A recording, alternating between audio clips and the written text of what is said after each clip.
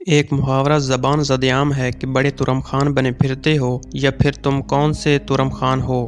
ہم میں سے اکثر نے اردو کا یہ مشہور محاورہ سن رکھا ہے، مگر شاید ہم یہ نہیں جانتے کہ ترم خان کون تھے اور ان کا کردار آخر کیسے لازوال ہو کر محاورے میں ڈل گیا۔ اس محاورے کی کھوج ہمیں 1857 کی جنگ آزادی تک لے جاتی ہے، جہاں ریاست حیدرآباد دکن کا نواب، جو نظام دکن کہلاتا ہے، برطانیہ کا اتحادی ہے اور ان کی گرفت اتنی مضبوط ہے کہ کوئی بغاوت کا سوچ بھی نہیں سکتا۔ لیکن جب انگریز کے خلاف تحریک آزادی کے نعرے ہندوستان کے گلی کوچوں تک پہنچ جاتے ہیں تو اس کی بازگشت نظام حیدرآباد کے در و دیوار کو بھی متاثر کرتی ہے۔ یہاں بیگم بازار کا ایک عام سپاہی تورے باز خان نہ صرف باغیوں کی قیادت کرتا ہے، بلکہ ایک وقت ایسا بھی آتا ہے جب وہ 6000 مظاہرین کو لے کر حیدرآباد میں برٹش ریزیڈنسی پر حملہ کر دیتا ہے۔ سب سے پہلے تورے باز نام پر کچھ بات ہو جائے۔ تورا یا تورا پشتو میں تلوار کو کہتے ہیں، یوں تورا باز کا مطلب ہوا تلوار چلانے والا یا شمشیر زن۔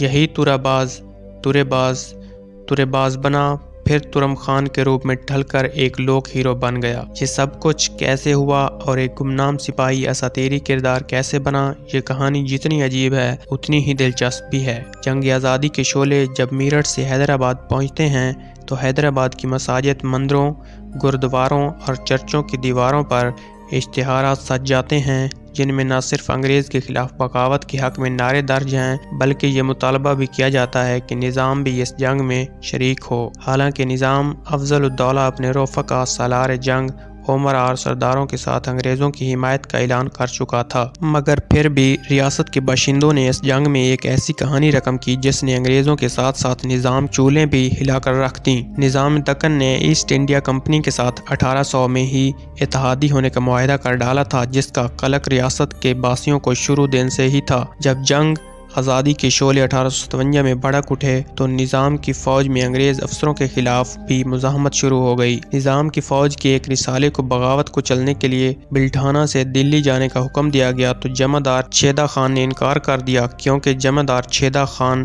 یہ قطعی نہیں چاہتا تھا کہ وہ اس بغاوت کو کچلنے میں مغلوں کے خلاف انگریز کا ساتھ دے۔ چھیدا خان اپنے 15 دیگر ساتھیوں کے ساتھ حیدرآباد پہنچا تاکہ وہ نظام کو قائل کر سکے کہ اس جنگ میں شامل نہ ہو، لیکن جیسے ہی وہ حیدرآباد پہنچا اسے نظام کے وزیر میر تراب علی خان نے گرفتار کر کے انگریزوں کے نمائندے کے آگے پیش کر دیا، جس نے اسے ان کے ساتھیوں کو اپنی ہی کوٹھی میں قید کر لیا۔ جب نظام دکن نے مسجد نبوی میں پاور پلانٹ نصب کرایا، حاتم طائی کی ہفت سیر رہا گی، جب یہ خبر پھیلی تو انگریز کے خلاف عوام میں نفرت پھیل گئی۔ اس موقع پر تورے باز خان نے باغیوں کی قیادت سنبھال کر بیگم بازار میں، جہاں جمعدار چھیدا خان اور اس کے ساتھیوں کو قید کیا گیا تھا، اپنے 5000 ساتھیوں کے ساتھ حلہ بول دیا۔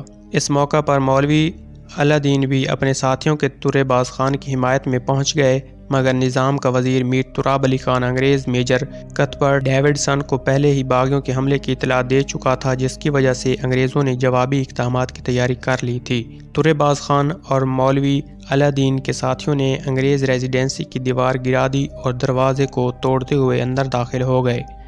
اندر داخل ہوتے ہی دو طرفہ لڑائی شروع ہو گئی، لیکن تورے خان کے ساتھیوں کے پاس ہلکے ہتھیار تھے جو انگریز کی تربیت یافتہ مدارس آرٹلری کے سپاہیوں کے مقابلے پر ناکارہ تھے۔ پھر بھی تمام رات گولیاں چلتی رہیں، مقابلہ ہوتا رہا۔ بالآخر صبح کے 4 بجے باغی پسپا ہو گئے، لیکن انہیں بھاری جانی نقصان اٹھانا پڑا۔ تورے باز خان اس نیت سے فرار ہوا کہ وہ زیادہ بڑی طاقت کے ساتھ حملہ کرے گا۔ 22 جولائی کو تراب علی خان کو خبر ملی کہ تورے باز خان ایک بار پھر انگریز ریزیڈنسی پر حملہ کرنے کی تیاری کر رہا ہے۔ اس نے تورے باز خان کو ہر قیمت پر گرفتار کرنے کا حکم جاری کر دیا۔ تورے باز خان بیس بدل کر روپوش ہو چکا تھا۔ بدقسمتی یہ ہوئی کہ تورے باز خان کی ایک پیدائشی شناخت علامت تھی کہ اس کی آنکھ کے قریب ایک تل تھا، جس کی وجہ سے نظام کے کھوجیوں نے عاشور خانہ کے قریب جنگلات میں اسے ڈھونڈ نکالا۔ پر حیدرآباد کی عدالت میں مقدمہ چلا۔ اس دوران اس سے مولوی علا دین اور دیگر باغیوں کے ٹھکانے پوچھے گئے اور نہ بتانے پر طرح طرح کی صعوبتیں دی گئیں، مگر تورے باز خان نے کوئی راز نہ اگلا۔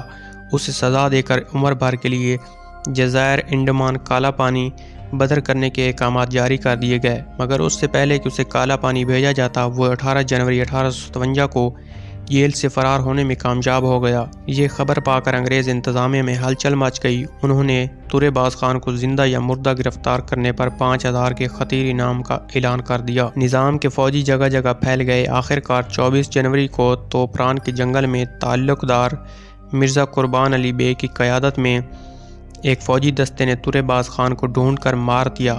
اس کی لاش کو شہر میں لایا گیا اور انگریز ریزیڈنسی کے سامنے برہنہ کر کے درخت سے لٹکا دیا گیا۔ اس طرح تورے باز خان ولد رستم خان آف بیگم بازار کی کہانی کا اختتام ہو گیا، لیکن اپنے پیچھے شجاعت و بہادری کی وہ مثال چھوڑ گیا جو آج بھی محاورہ بن کر تاریخ کے ابواب پر زندہ ہے۔ حیدرآباد میں بغاوت کو کچلنے کے بارے میں بمبئی کے انگریز گورنر نے گورنر جنرل کو لکھا کہ اگر نظام کی مدد حاصل نہ ہوتی تو انگریز جنوبی ریاستوں میں شکست کھا جاتا۔ حیدرآباد میں تورے باز خان کی بغاوت کو کچلنے میں 94 فوجی مارے گئے۔ تورے باز خان کو مارنے پر تعلق دار مرزا قربان علی کو 5000 روپے انعام دیا گیا اور اس کی تنخواہ میں 200 روپے کا اضافہ کیا گیا، جبکہ اسے ترقی دے کر صدر تعلق دار بنا دیا گیا۔ نظام کو سٹار آف انڈیا کے اعزاز سے نوازا گیا، جبکہ ریاست کے ذمہ 50 لاکھ سے زائد کے واجبات معاف کر دیے گئے۔ نظام کو اپنا سکہ جاری کرنے کا اختیار دیا گیا۔ میر تراب علی کو سالار جنگ کے اعزاز سے نوازا گیا۔ آج نہ نظام ہے نہ اس کی ریاست، لیکن تورے باز خان کا نام پہلے تورے خان اور پھر ترم خان بن کر اردو میں امر ہو چکا ہے۔